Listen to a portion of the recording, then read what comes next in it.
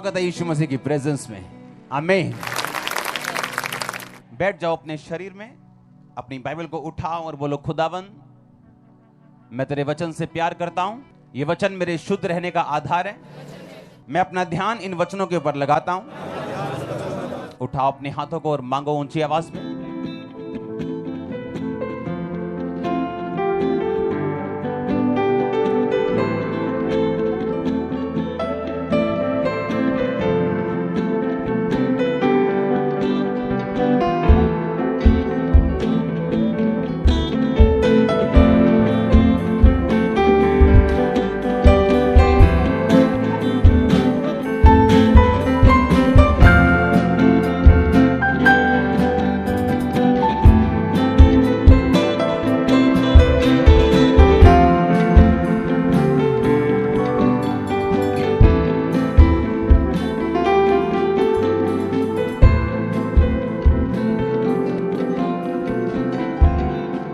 उठा के अपने हाथों को ऊंची आवाज में,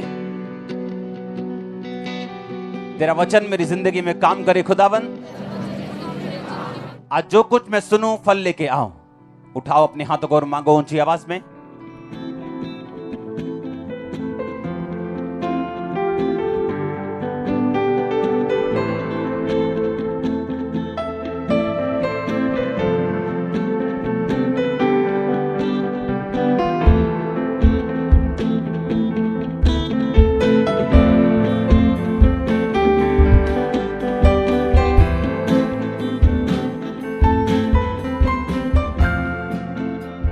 बाइबल को उठा के, तेरा वचन मेरे शुद्ध रहने का आधार है।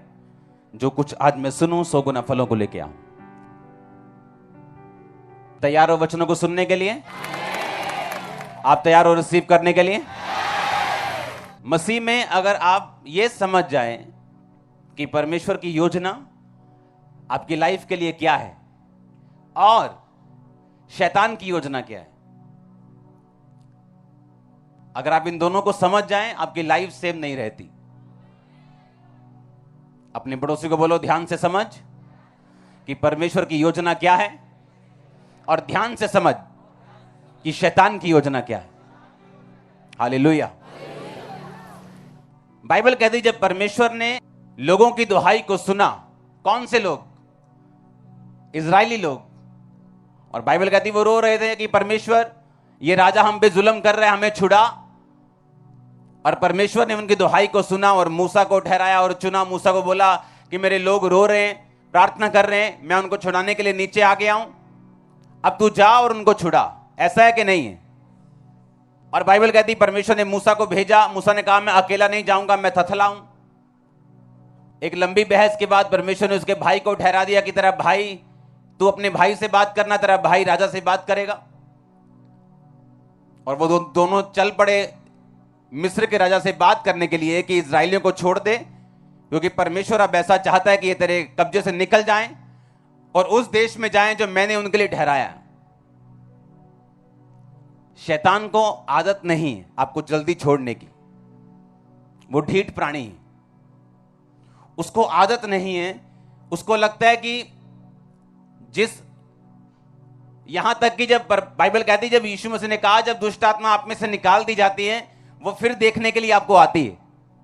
और अगर सुना पाती यानी परमेश्वर से दूर पाती है, तो लिखा फिर से उसमें वास करने के लिए 7 आत्माओं को साथ लेके आती है और कहती है कि मैं अपने उसी घर में, अपने घर में, वो आपको अपना घर समझती है।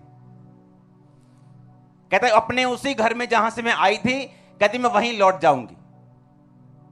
और शैतान को अच्छा नहीं लगता अगर आप लोग आजाद हो जाएं उसके चंगुल से। उसे पसंद नहीं कि कोई दुष्ट आत्मा से आजाद हो। और बाइबल कहती जैसे ही उन्होंने राजा को बोला, राजा हम लोग तुझे बोलते हैं कि इन लोगों को छोड़ दे ताकि अपने परमेश्वर के लिए 3 दिन के रास्ते पे जाके बलिदान करें और तू इनको जाने दे, सब बच्चों समेत, सब बुजुर्गों समेत, सब जानवरों समेत। मिस्र के राजा ने उनसे कहा, हे मूसा, हे हारून, तुम क्यों लोगों से काम छुड़वाना चाहते हो? तुम जाकर अपना अपना बोझ उठाओ। फिरौन ने कहा, सुन, इस देश के ये लोग बहुत हो गए हैं, फिर तुम उनको परिश्रम से विश्राम दिलाना चाहते हो? फिरौन ने उसी दिन परिश्रम करने वालों को, उनके ऊपर जो उनके ऊपर थे, उनके सरदारों को आज्ञा दी कि तुम ईंटें बनाने के लिए लोगों को पुआल दिया करते थे, वो आगे को ना देना, वो अपने लिए अपना पुआल खुद इकट्ठा करें।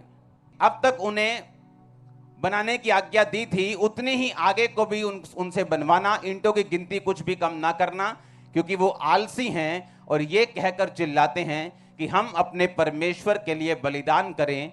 उन मनुष्यों से और भी कठिन सेवा करवाई जाए कि वो उसमें परिश्रम करते रहें और झूठी बातों पर ध्यान ना लगाएं।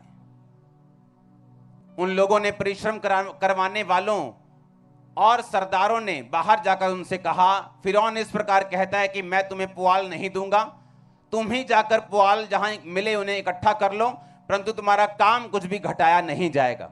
14 आयत पढ़ेंगे।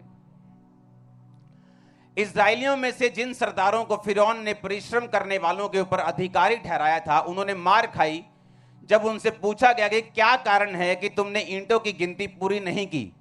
तब इस्राएलियों के सरदारों ने फिरौन के पास जाकर कहा, तू अपने दासों से ऐसा बर्ताव क्यों करता है? तेरे दासों को पुआल नहीं दिया जा रहा और हमसे ये कहते हैं कि ईंटें उतनी ही बनानी पड़ेंगी, और तेरे दासों ने भी मार खाई है, परंतु दोष तेरे लोगों का है। फिरौन ने कहा, तुम आलसी हो, आलसी, इस कारण कहते हो कि हमें यहोवा के लिए बलिदान करने को जाने दे। अब जाकर अपना काम करो, पुआल तुमको नहीं दिया जाएगा, परंतु ईंटों की गिनती पूरी करनी पड़ेगी। अपने पड़ोसी को बोलो, ध्यान से सुन। मैंने आपको क्या कहा प्रीचिंग से पहले कि परमेश्वर की योजना अगर आप समझ गए और शैतान की समझ गए तो आप सेम नहीं वापस जाओगे। मान लो 10 लोग थे, उनको बोलते थे कि 400 ईंट रोज बनानी है, ये लो तूड़ी, वो सामने मिट्टी पड़ी है, उठाओ और बनाओ।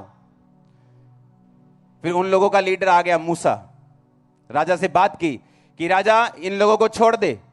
राजा ने कहा ठीक है, ये लोग काम छोड़ना चाहते हैं, ये आलसी हो गए, इनको डबल काम कराओ। बोलो, तूड़ी मिलती थी ना जो, वो भी नहीं मिलेगी, पर ईंटें उतनी ही बनानी पड़ेंगी। पर क्या हुआ फिर? जो लोगों के काम करवाने वाले मुखिया थे, उन्होंने मार खाई कि ईंटें पूरी क्यों नहीं हुई। उन्होंने कहा हमें पुआल नहीं मिलता। राजा ने कहा नहीं मिलेगा, उतनी ही ईंटें बनाओ जितनी पहले बनाते थे, और खुद जाके तूड़ी इकट्ठी करो, खेतों में जाओ, जाके खुद तूड़ी इकट्ठी करो, चावल की पराली इकट्ठी करो, खुद जाके काम करो, लेकिन कुछ भी मिलेगा नहीं। और बाइबल कहती उनके सरदारों ने इकट्ठे होकर मूसा से कहा, तू यहां पे जब से आया है हमारे संकट के दिन आ गए हैं, हमारी मुसीबतें बढ़ गई। और राजा ने कहा अपने लोगों से, इन पे इतना भार डालो कि ये झूठी बातों पर ध्यान ना लगाएं। पर क्या वो झूठी बात थी? मैंने कहा क्या वो झूठी बात थी? वो किसकी बात थी? परमेश्वर की। वो वचन था, वो झूठा नहीं था। लेकिन उन्होंने क्या कहा? कहते इन पर इतना बाहर डालो। यही शैतान की योजना है। जब वो आपको देखता है कि आप परमेश्वर की ओर चल पड़े हो, जब वो आपको देखता है कि आप छुटकारे की ओर चल पड़े हो, जब वो आपको सही जगह बैठे हुए देखते हैं, आपको सही चर्च में बैठा हुआ देखता है, आपको प्रार्थना करता हुआ देखता है, आपको बाइबल पढ़ता हुआ देखता है, अब आपको वो रोजे रखता हुआ देखता है, अब आपको वो पवित्रताई में चलता हुआ देखता है, और वो आपको तंग करना शुरू करते हैं। और आप हैरान होते हैं कि मुझे मेरे दुख बढ़ क्यों गए, शैतान मुझे और तंग क्यों कर रहा है, मेरा और विरोध क्यों हो रहा है। क्योंकि पहले आप गुलामी के अधीन थे। शैतान को मालूम था कि ये मेरा बंदा है, ये मुझे छोड़ के कभी नहीं जाने वाला। लेकिन अब आप जीवित परमेश्वर के पास आना चाहते हो, और वो आपको छुटकारा देना चाहता है। और शैतान को ये बात मालूम है, उसको मालूम है कि अगर मैं इसको रोकूंगा नहीं तो ये सदा के लिए आजाद हो जाएगा और वहां जाएगा जिसके लिए परमेश्वर ने इसे बुलाया। यीशु मसीह ने, परमेश्वर यहोवा ने कहा, मैं तुम्हें उन देशों में लेके जाना चाहता हूं जहां दूध और शहद की नदियां बहती। दूध यानी एंड प्रोडक्ट। एक गाय को लो, गाय को पालो, गाय को खिलाओ, उसको पहले बड़ा करो, खिलाओ पिलाओ, फिर उसका दूध निकलता है, वो उसका एंड प्रोडक्ट है। हाँ, शहद एंड प्रोडक्ट है। मक्खियां पालो, वो फूलों पे बैठेंगी, लास्ट में शहद देंगी, वो उसका एंड प्रोडक्ट है। परमेश्वर ने कहा, मैं तुझे बेस्ट दूंगा जो तेरे लिए बना हुआ है, अगर तू मेरी बात को सुनेगा। मैं तुझे एंड प्रोडक्ट दूंगा, दूध और शहद की नदियां जहां बहती, मैं वो देश दूंगा। और जब शैतान आपको ये बात देखते हैं, जब आप बाइबल पढ़ते हैं, आप चर्च जाते हैं, आप परमेश्वर के रास्तों को फॉलो करना शुरू कर देते हैं, उसको मालूम है जिस तरह इजरायली छुड़ाए गए थे ये लोग छुड़ाए जाएंगे। अब वो क्या करते हैं, आपके रिश्तेदार के जरिए आते हैं, सताव के जरिए आते हैं, मुश्किलों के जरिए आते हैं, आप पे और अधिक वो आप पे बोझ और भार डालने की कोशिश करता है ताकि आप परमेश्वर की बातों पर ध्यान ना लगाएं। जैसे ही उनको दुगना काम मिला वो बिजी हो गए और मूसा दोबारा फिर आया। मूसा कहता परमेश्वर ने मुझसे कहा है कि ऐसा ऐसा ऐसा ऐसा होगा और तुम लोग इस देश में जाओगे। और पर बाइबल कहती अपने दिल की बेचैनी के कारण अब उन्होंने मूसा की बातों पर ध्यान नहीं लगाया। अपने मन की क्रूरता और दिल की बेचैनी के कारण कि जब पहले मूसा ने कहा था आओ मैं तुम्हें चिन्ह दिखाता हूं, देखो मेरी लाठी सांप बन गई, मेरा हाथ देखो कोड़ी हो गया, बंदर डाला फिर चंगा हो गया। कहते हाँ ठीक है हम तेरे साथ है, जा राजा से बात कर। जब राजा ने आगे से चप्पल निकाल ली और वापिस आ गए, उसके बाद कहते नहीं मूसा अब हम तेरी कोई भी बात नहीं सुनेंगे। और यही शैतान चाहता था। आप मसीह में आए, आपका सताव हुआ, 2-4 मुश्किलें आ गई क्योंकि शैतान ने देख लिया आप छूट जाओगे, उसने देख लिया आपका छुटकारा सदा के लिए हो जाएगा, उसने देख लिया कि आप तो बढ़ जाओगे और दूसरों को भी छुड़ाओगे। उसने आप पे डबल ट्रिपल 4 गुना मुसीबतें डाल दी ताकि आप परमेश्वर की बातों पे ध्यान ना लगाएं। मैं ऐसे क्रिश्चियन लोगों को जानता हूं जो बोलते हैं हम ज्यादा प्रार्थना नहीं करते, क्रिश्चियन लोग, मसीही लोग। मैं क्या क्यों? कहते जैसे हम प्रार्थना करना शुरू करते हैं हमारे घर में मुसीबतें बढ़ जाती हैं। मैंने कहा अच्छा तो फिर क्या करोगे? कहते हम प्रार्थना नहीं करते, हम बहुत थोड़ी प्रार्थना करते हैं। हाँ ए हमारे बाप रोटी पे कर ली, इसको ब्लेस कर दे, दाल नू ऐ कर दे, मटर पनीर नू ऐ कर दे, खादा दे चलो कम्मा दे। हाँ मैंने कहा फिर तो आप शैतान के बंधन में हो क्योंकि आपने उसके साथ कॉम्प्रोमाइज कर लिया। आपने ये हाथ मिला लिया कि ठीक है मैं खुदाबंद ने जो मेरे लिए ठहराया लेवल, मैं वहां नहीं जाऊंगा, मैं यहीं बैठा रहूंगा, मैं तेरे साथ कॉम्प्रोमाइज करता हूं। शैतान के साथ कॉम्प्रोमाइज कर लिया। क्योंकि अगर आप पे मुसीबत आई, अगर आप पे सताव आया, अगर शैतान ने आपकी लाइफ में प्रॉब्लम्स डालने की कोशिश की है तो ये इस बात की साफ निशानी है कि आप अपने उस देश में जा रहे हो जहां दूध और शहद की नदियां बहती हैं। अब तो हम पैदा ही उस देश में हुए, लेकिन समझो मेरी बात को कि अब आप उस डेस्टिनी, उस मंजिल की ओर जा रहे हो जहां आपको बेस्ट प्रोडक्ट मिलने वाले हैं, जहां दूध और शहद की नदियां बहती। ये परमेश्वर की योजना है आप लोगों के लिए। लेकिन बाइबल कहती है शैतान ने उन्हें दुगना तंग किया, तिगना तंग किया कि गिव अप कर दें, क्विट कर दें, चर्च जाना छोड़ दें, बाइबल पढ़नी छोड़ दें, रोजे रखने छोड़ दें। और ऐसा बहुत से लोगों के साथ होता है जब वो ये नहीं समझ पाते कि क्यों परमेश्वर ने मूसा की पुस्तक लिखी है, क्यों परमेश्वर ने राजे के मन को ढीठ कर दिया, क्यों उसने दुगना तिगना 4 गुना प्रेशर डाल दिया लोगों के ऊपर। बाइबल कहती है कि वो लोग पहले से ही दुखी थे क्योंकि राजा ने उनके ऊपर एक्स्ट्रा भार डाला हुआ था। एक बंदा 2-2 बंदे की मजदूरी कर रहा था, लेकिन राजा ने कहा 2 बंदे की मजदूरी तो करते ही हो, अब तुम 3 की करोगे। बाइबल कहती उन्होंने कहा हमारे मरने के दिन आ गए, तूने राजा के हाथ में तलवार दे दी है।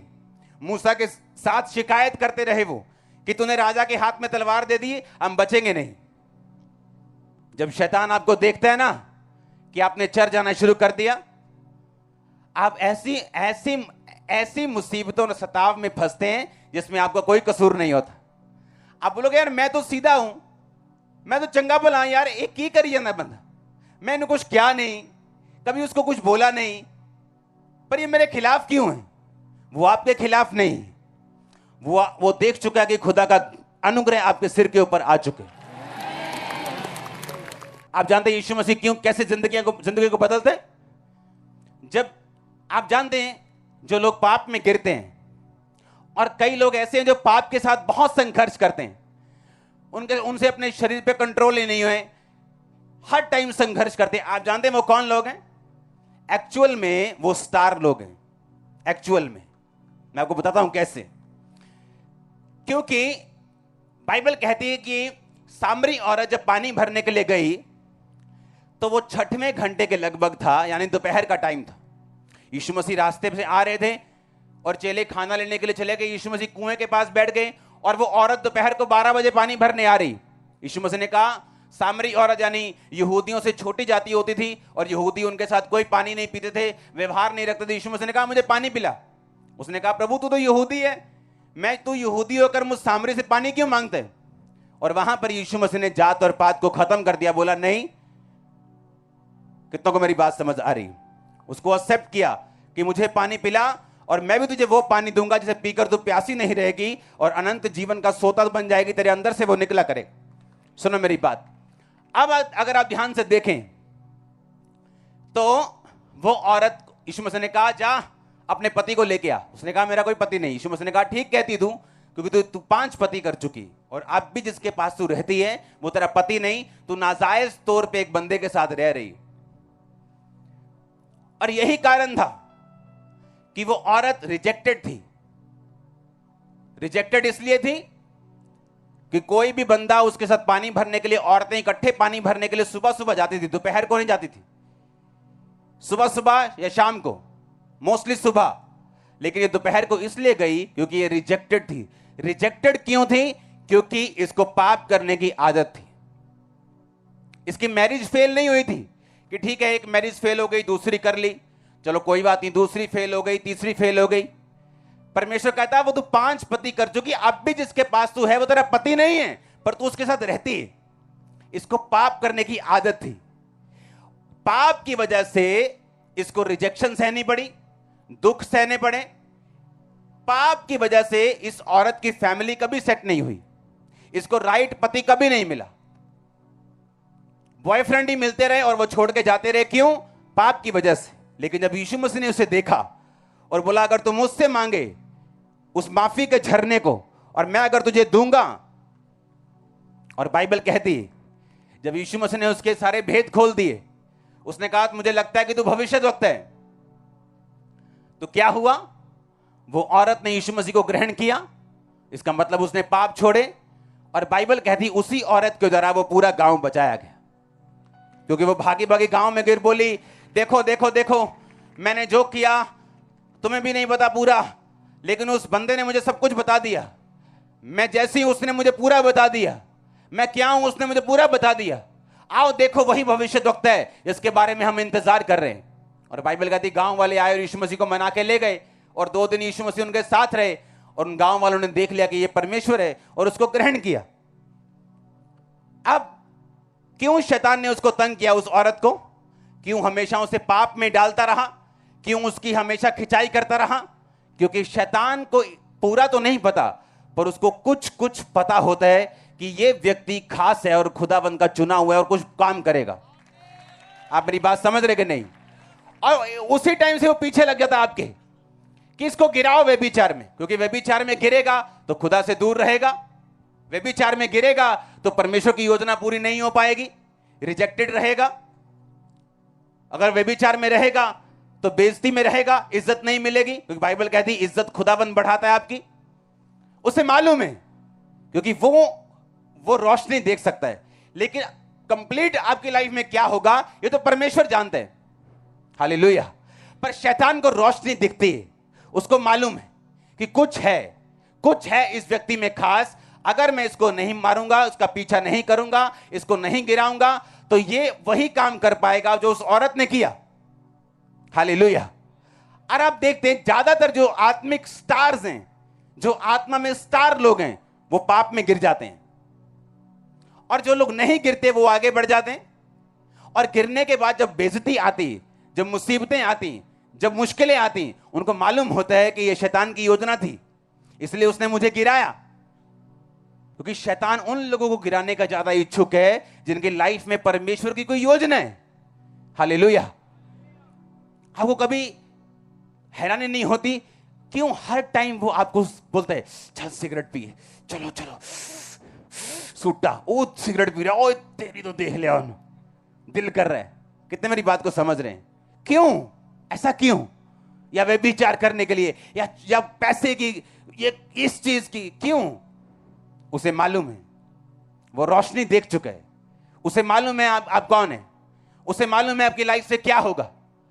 इसीलिए बाइबल कहती है जब राजा ने देखा इजराइलियों को तो वो डर गया।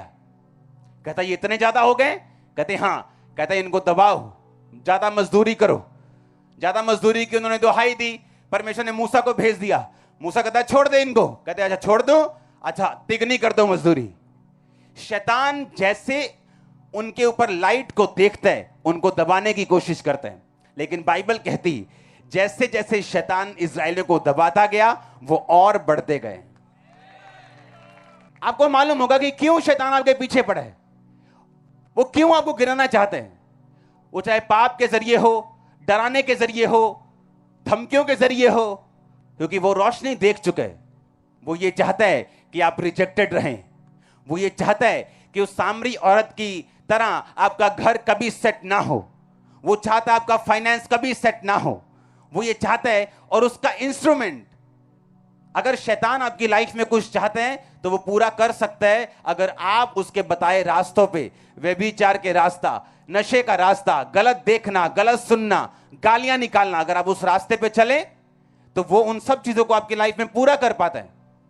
लेकिन यीशु मसीह ने उस औरत को देख लिया कि तू एक आत्मा में स्टार है, तू एक हीरोइन है परमेश्वर की, लेकिन पाप ने तुझे गिराया हुआ। पाप की वजह से तेरा फैमिली कभी सेट नहीं हुई। पाप की वजह से तुझे इज्जत नहीं मिली। पाप की वजह से तू अभी भी अकेली और दोपहर को पानी भरने के लिए आ रही। यीशु मसीह ने कहा तुम मुझसे मांग, मैं तुझे जीवन का जल दूंगा। तुम मुझसे मांग, मैं तुम्हें सोता बना दूंगा। अब तू सिर्फ तेरी प्यास ही नहीं बुझेगी, बल्कि तू दूसरों की प्यास भी बुझाया करेगी और पवित्रताई में चला करेगी। हालेलुया। अब आपको देखना है कि आपने परमेश्वर की मर्जी को पूरा करना है कि आपने शैतान की मर्जी को पूरा करना है, क्योंकि वो देख चुका है। उसको पता है कि इस व्यक्ति के ऊपर रोशनी है। वो उसको बीमारी के जरिए, किसी भी चीज के जरिए वो कोशिश करता है गिराने की। लेकिन अगर आप अड़े रहेंगे, अगर आप खड़े रहेंगे, चाहे आपका बीच में विश्वास कम भी क्यों ना हो जाए, अगर आपने प्रार्थना नहीं छोड़ी, संगति नहीं छोड़ी, यीशु मसीह के नाम में आप लोगों को बचाने वाले होंगे। यीशु मसीह के नाम में आप ऊपर उठाए जाने वाले। यीशु मसीह के नाम में आपके लेवल को मैं उठता हुआ देख रहा हूं। आमीन ऊंचा। आप मेरी बात को समझ रहे कि नहीं? शैतान को पता है, लेकिन परमेश्वर जितना नहीं। इसलिए उस औरत को जब उसने देखा होगा, उसे तभी मालूम हो गया होगा कि ये कुछ करेगी। इससे पहले कि ये परमेश्वर के लिए कुछ करे, इसको गिराओ। एक husband, 2 husband, 3 husband, 4 husband, 5 husband, 6 husband, और हस्बैंड भी नहीं, बॉयफ्रेंड्स, उसको गिरा दिया, रिजेक्ट कर दिया। वो फेल हो चुकी थी अपनी फैमिली लाइफ में, सोशल लाइफ में, पर्सनल लाइफ में। और यीशु मसीह ने जब उसे देखा, आपको क्या लगता है कि वो इत्तेफाक से वहां गया? क्या यीशु मसीह इत्तेफाक से वहां गए उस कुएं के ऊपर? नहीं। यीशु मसीह को मालूम था कि मेरा एक स्टार है, मेरी एक हीरोइन है, मेरा एक हीरो है जो फंसा हुआ है शैतान के चुंगल में। आज मुझे उसे छुड़ाना है। आज इस चर्च में हीरो और हीरोइंस बैठे हैं यीशु मसीह के नाम, और वो यीशु मसीह के नाम में आपको छुड़ाने के लिए यहां पे मौजूद है। मैंने कहा यीशु मसीह के नाम में अगर मैं खुदा का दास हूं तो हर पाप की ताकत आपकी लाइफ से टूट जाए। आज यीशु मसीह के नाम से उसका आत्मा आपको उठाए और छुड़ाए। यीशु मसीह के नाम में आप उठाए जाएं, छुड़ाए जाएं। आमीन ऊंचा। तो यह आशीष आपकी चर्च। हालेलुया। जोर से बोलो हालेलुया। उसने देख लिया दाऊद के भाई के ऊपर एक रोशनी थी। उसने देख लिया, हाँ अच्छा, ये जो भविष्यवाणी हुई कि यिशै के ठूंठ में से एक डाली प्रकट होगी। यिशै दाऊद के पिताजी का नाम था, लेकिन प्रोफेसी दाऊद के लिए नहीं थी। वो पता है कि नहीं? वो प्रोफेसी दाऊद के बड़े भाई के लिए थी। उसको अमीनादाब है, उसके बहुत सारे उसके भाई थे। एक एक करते वो सामने आते गए और परमेश्वर ने रिजेक्ट करता गया कि मैंने इसे नहीं चुना, इसे भी नहीं चुना, इसे भी नहीं चुना, क्योंकि शैतान रोशनी देख चुका था दाऊद के बड़े भाई के ऊपर। और शैतान ने क्या किया? उसे निराश किया। देख, अगर परमेश्वर होता तो ऐसा होता। हाँ, अगर परमेश्वर होता तो तेरा वीजा लगता कि नहीं लगता? अगर परमेश्वर होता तो ऐसा होता। क्या तेरे घर में ये मुसीबत होती? क्या तेरा बच्चा मरता? क्या तेरा भाई मरता? और इस तरह से वो उस रोशनी से दूर ले जाके जो परमेश्वर की है उसे अपने कामों में फंसा दिया, और दाऊद का बड़ा भाई फेल हो गया, उससे छोटा फेल हो गया, उससे छोटा फेल हो गया। क्योंकि जब बड़े भाई से आत्मिक वो मर जाता है, जैसे जैसे शरीर में कोई बड़ा भाई मर जाए तो उसका छोटा भाई घर का मुखिया बन जाता है, उसी तरह से आत्मा में बड़ा भाई मर गया और उसका छोटा भाई मुखिया बन गया। वो फेल हो गया, सब फेल हो गए, और लास्ट में दाऊद था जो पास हुआ। लेकिन योजना दाऊद के लिए परमेश्वर की नहीं थी, योजना उसके सबसे बड़े भाई के लिए थी। लेकिन शैतान ने देखा इसके ऊपर रोशनी, ये वो काम करेगा जो परमेश्वर ने इसके लिए ठहराए, ये खुदाबंद के लोगों को खुदाबंद की ओर लेके जाएगा, मैं इसे पहले ही गिराऊंगा। और बाइबल कहती है उसको गिराया, और गिरा भी ऐसे थोड़ी, उसने बात को सुना होगा शैतान की तो ही गिरा, हाँ या ना। अगर वो आपको गिराने की कोशिश कर रहे हैं, इसका मतलब आप सुपरस्टार हैं खुदाबंद के, इसका मतलब आप पे रोशनी है जो शैतान देख सकता है। लेकिन पता है सैड बात क्या है, दुखी बात क्या है, कि शैतान देख सकता है, परमेश्वर देख सकता है, लेकिन दुनिया अंधी वो नहीं देख सकती। परमेश्वर देख रहा है, वो देख रहा है, शैतान को भी दिख रहा है, बस आप ही को नहीं दिख रहा। क्योंकि शैतान देख रहा है वो रोशनी इसके सिर के ऊपर है, और अगर मैंने इसकी रोशनी को बंद नहीं किया, अगर मैं इसको अपनी ओर लेके नहीं गया, तो ये मेरे लिए मुसीबत है। और बाइबल कहती है फिर लोगों को अंदर अविश्वास को पैदा करता है, अविश्वास पैदा करने के बाद वो उन्हें गिराने की कोशिश करते हैं। हालेलुया। अब आपको देखना है क्या करने हैं। अगर वो आपको गिराने की कोशिश कर रहे हैं, आपके पीछे लगा हुआ है, तो अंदर से हंसना जरूर, क्योंकि आपको मालूम हो गया कि कुछ योजना है मेरी लाइफ में जो शैतान मेरा पीछा कर रहा है। वो फालतू का पीछा आपका क्यों करेगा? क्यों करेगा फालतू पीछा? वो नहीं करेगा, उसके पास हजारों सालों का एक्सपीरियंस है, वो अपने टाइम को वेस्ट नहीं कर रहा आपके पीछे लग के। उसको मालूम है अगर मैं आज इसको पकड़ूंगा नहीं तो ये कल मेरे लिए एक बड़ा थ्रेट होगा।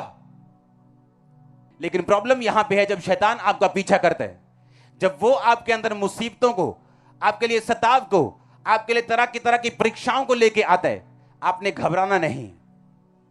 आपको ये मालूम होना चाहिए कि जब भार बढ़ जाए, जब एक लेबर का काम 3 लेबर का काम कर रही है तो एक लेबर, इसका मतलब आपका छुटकारा बहुत नजदीक कहीं छुपा हुआ बसाने वाला है। उनका मन कड़वा हो गया, उन्होंने मूसा की बात सुननी बंद कर दी, लेकिन उनको मालूम नहीं था कि समुद्र की तह तक जाने के बाद ऊपर आने के अलावा और कोई भी रास्ता नहीं होता। मैं आपको ऊपर आता हुआ देख रहा हूं चर्च, हालेलुया। क्योंकि परमेश्वर यीशु मसीह को मालूम था अगर मैं इस औरत के पापों को साफ नहीं करूंगा, अगर मैं इसको अपनी ओर नहीं खींचूंगा, तो इसकी लाइफ कभी सेट नहीं होगी, इसकी मैरिड लाइफ कभी सेट नहीं होगी। आपको क्या लगता है वो जब वापस गई होगी उसी छठे पति के पास गई होगी?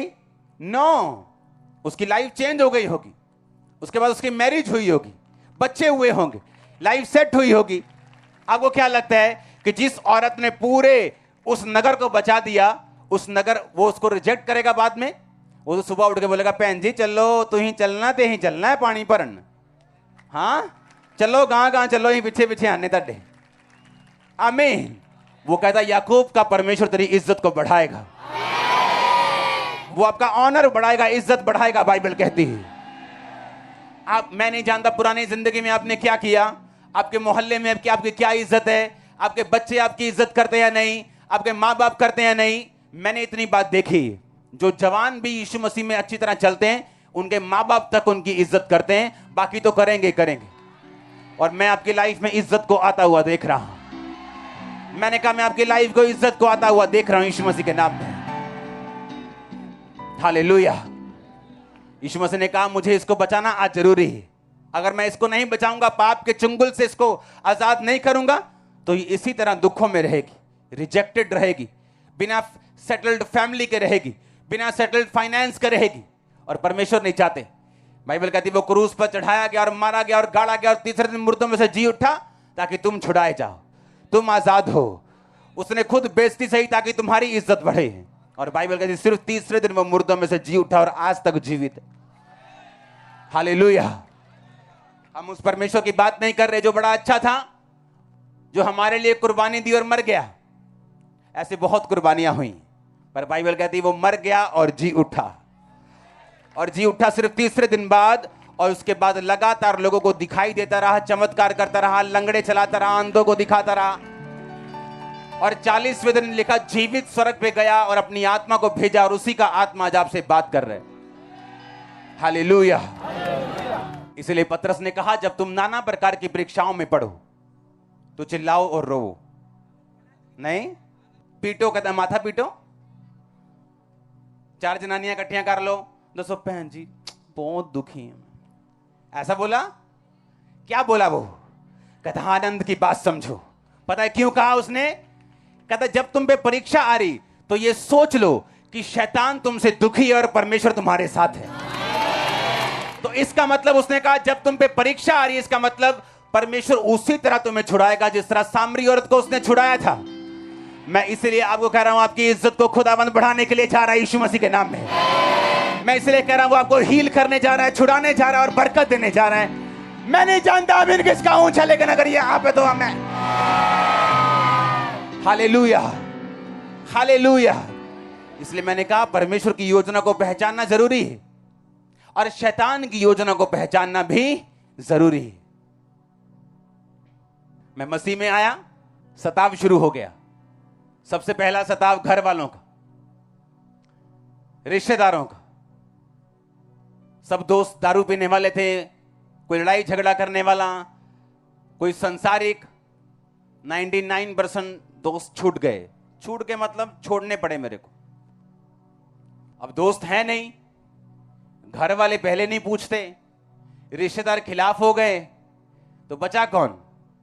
कोई नहीं।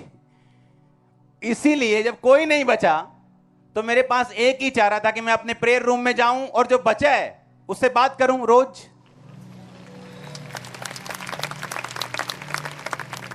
मेरे रिश्तेदार ने बोला आ इधर, तेनू स्वाद आ पता है, आ देख। ऐसे तीखी बातें आप इमेजिन नहीं करोगे। मैं जो कह रहा हूं ना, मैं घमंड नहीं कर रहा हूं। और आज से 16 साल पहले, 17 साल पहले उसकी निगाह में मैं बेवकूफ था। इमेजिन करो अगर मैं झुक जाता तो आज इतना कुछ ना देख पाता। क्योंकि शैतान देखता है, वो रोशनी देख सकता है, वो ब्लेसिंग देख सकता है, वो योजना देख सकता है। उसे मालूम है कुछ खुदाबंद तुम्हारी जिंदगी में करेगा, तुम एक स्टार हो, तुम एक हीरो हीरोइन हो। इसलिए वो क्या चाहता है? या तो पाप में गिराए, या विरोध से डरा दे, धमका के बिठा दे। कोई झटका बड़ा लग गया, बंदा कहां है जी, चर्च मिला ही नहीं जी, क्या हो गया था? उसकी बेटी को कुछ हो गया जी, चर्च ही नहीं आया। क्योंकि शैतान को मालूम है तुम्हारी कमी क्या है, कमजोरी क्या है, कहां से तुम्हें पकड़ेगा और तुम बैठ जाओगे। इस दुनिया में, इस धरती के ऊपर, इस आसमान के नीचे अपनी एक भी कमजोरी मत रखना, नहीं तो शैतान उसी को पकड़ लेगा। कोई भी कमजोरी नहीं होनी चाहिए, कोई फियर नहीं होना चाहिए। हालेलुया। परमेश्वर की योजना है तुम्हारी लाइफ के लिए और शैतान की भी है। जब परमेश्वर की है तो शैतान पूरा तो नहीं देख सकता, पर थोड़ा देख सकता है। उसे कुछ पता है, वो जोर लगाता है इसीलिए कि कल को ये मेरे लिए थ्रेट बन जाए, मेरे लिए मुसीबत बन जाए, इसको आज गिराओ। बोलो अपने पड़ोसी को हमें बच के रहना है। फिर से बोलो अपने पड़ोसी को, बोलो बच के रहना है। मॉडल टाउन में जिस घर में मैंने यीशु मसीह को ग्रहण किया, उसकी वैल्यू मुझे नहीं पता आज 70 करोड़ है कि 200 करोड़ है कि 150 करोड़ है। मार्केट के बीच में बड़ा घर है वो, सब कुछ हमारे नाम पे था, मैं आपको बता चुका हूं। एक तरह से हम ही उसके ऑनर बनते थे, लेकिन एक्चुअल में वो घर हमारा नहीं, हमारे आगे किसी व्यक्ति का था। और उस घर को छोड़ने का अगर हम 20 करोड़ मांगते, 10 करोड़ मांगते, कोई हमें लॉ के हिसाब से उस घर से निकाल नहीं सकता था। और सोचो अगर मन में लालच होता कि नहीं ले तू ही मंगो पे है, तू ही इतनी देर रहे घर च केयर की। ड्रामे करता है शैतान 100 तरह के। वो आपको 100 तरह की बातें, बहाने सब करेगा, लेकिन आपका मन जानता है कि जो ये है वो क्या है, गलत है।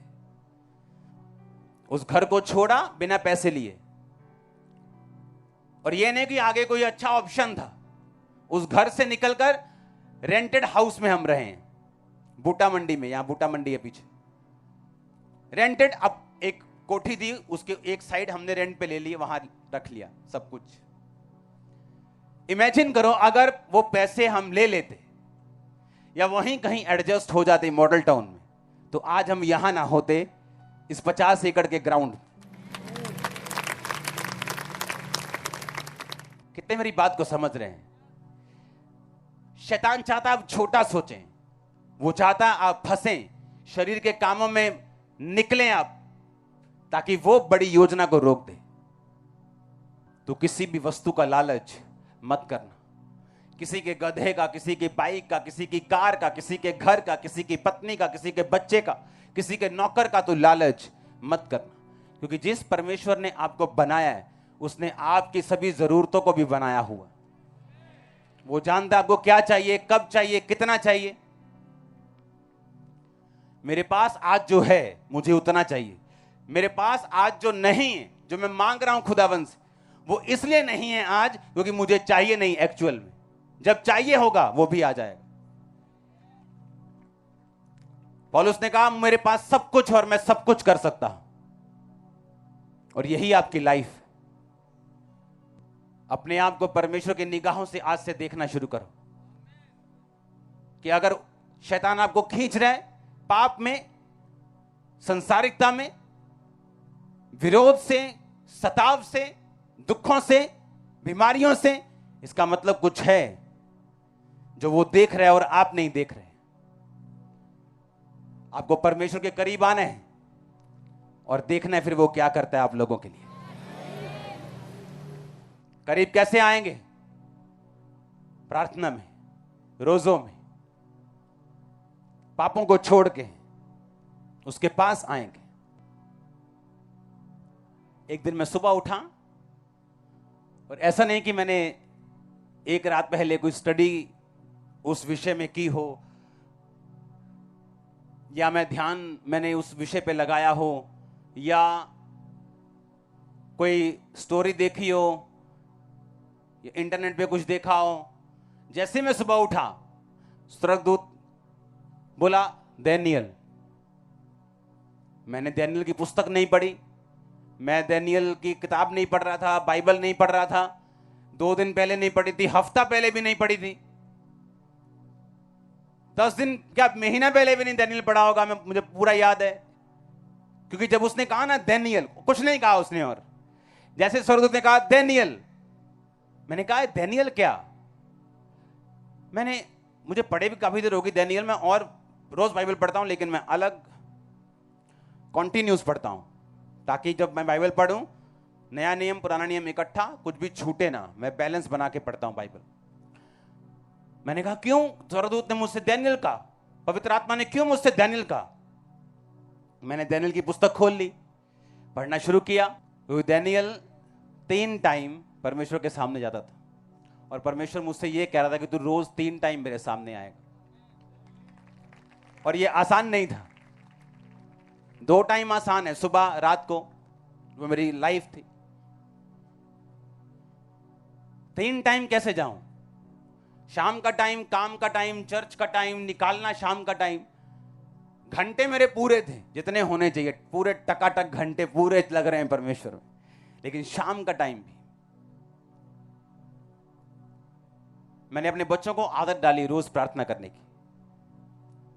वो रोज प्रेयर करते बिन नागा, बिना किसी छुट्टी के। एवरी डे हम रात को प्रेयर करते हैं और फायर प्रेयर करते हैं। जब मैंने अपने बच्चों को लीड किया फायर प्रेयर में, अब मेरी भी दिन में 3 बार हो चुकी है प्रेयर। और आप इमेजिन नहीं करोगे, जब जैसे ही खुदाबंद आपको बोलता है और आप उसे पूरा करना शुरू करते हैं, कि वो कैसे रास्तों को खोलता है जब आप उसकी स्पिरिट की आवाज को सुनते हैं। ऐसे रास्ते जो आपने 5 साल बाद का प्लान बनाया हुआ है, 10 साल बाद का, वो स्वर्ग खोलते हैं और काम खत्म। आप तैयार हैं उसका पीछा करने के लिए? समझ गए क्यों मुसीबतें दे रहा था शैतान, क्यों पाप की ओर लेके जा रहा था शैतान? समझे कि नहीं? अपने हाथों को उठा, बोलो मैं समझ गया। परमेश्वर के वचनों को सुनने के लिए हमारे चैनल को सब्सक्राइब कीजिए और हमारी लेटेस्ट वीडियो सबसे पहले देखने के लिए बेल आइकन को प्रेस कीजिए।